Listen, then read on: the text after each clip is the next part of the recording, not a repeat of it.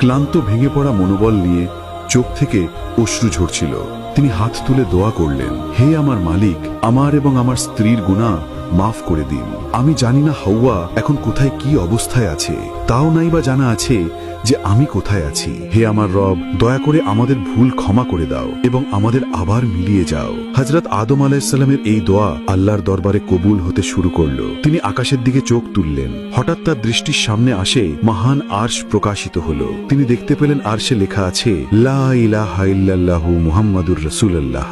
এই দৃশ্য দেখে আদম আলাইহিস সালামের একটি পুরনো স্মৃতি তাজা হলো। যখন আল্লাহ তাকে সৃষ্টি করেছিলেন তখন তিনি প্রথমবার এই আরশের নিচে লেখাটি দেখেছিলেন। এখন আদম আলাইহিস সালাম আবার হাত তুললেন এবং বড় কোমলতা ও ব্যাকুলতার সঙ্গে বললেন, হে আমাদের রব, আপনার হাবিব মুহাম্মাদুর রাসূলুল্লাহ সাল্লাল্লাহু আলাইহি ওয়াসাল্লামের ওসিলায় আমাদের গুনাহ মাফ করে দিন। যখন আদম আলাইহিস সালাম তার হাবিব মুহাম্মদ সাল্লাল্লাহু আলাইহি ওয়াসাল্লামের নাম নিলেন তখন রহমতে ইলাহির সমুদ্র যেন উদ্বেলিত হলো। আল্লাহ তার দোয়া কবুল করলেন এবং তার ও তার স্ত্রীর সমস্ত গুনাহ মাফ করে দিলেন।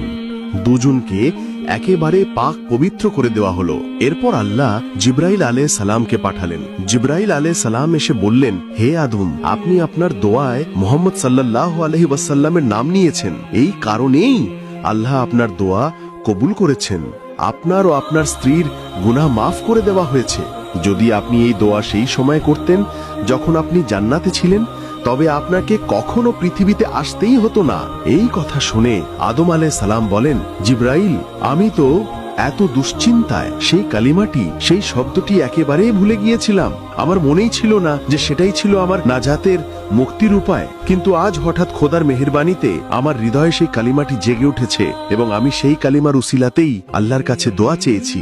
জিবরাইল আলাইহিস সালাম এবং হযরত আদম আলাইহিস সালামের মধ্যে তখন কথা চলছিল। ঠিক তখনই হযরত আদম আলাইহিস সালামের দৃষ্টি দূরে একটি ময়দানের দিকে পড়ল এবং সেখান থেকে জিদ্দার দিক থেকে বিবি হাওয়া আলাইহিস সালাম পা বাড়াতে বাড়াতে আসছিলেন। এই দৃশ্য দেখে আদম আলাইহিস সালাম আর বসে থাকতে পারলেন না। তিনি ছুটে গিয়ে সেই আগন্তুক হযরতকে আলিঙ্গন করলেন এবং দুজন শোকে দুঃখে জড়িয়ে গেলেন। ৩০০ বছরের সেই দিনগুলোর পর এমন মোলাকাত, কি দৃশ্য ছিল! বিবি হাওয়া আলাইহিস সালামও এত দীর্ঘ বিচ্ছেদের পর স্বামীকে কাছে পেয়ে কেঁদে ফেললেন। তাদের চোখ ছিল তুলনাহীন স্বস্তি ও করুণা। তাদের চোখ, তাদের দোয়া, সবকিছুই জমে থাকা সেই কষ্টকে বিদীর্ণ করে বেরিয়ে এসেছিল। ফেরেশতারাও এই দৃশ্য দেখছিলেন। তাদেরও মন ভরে গেল।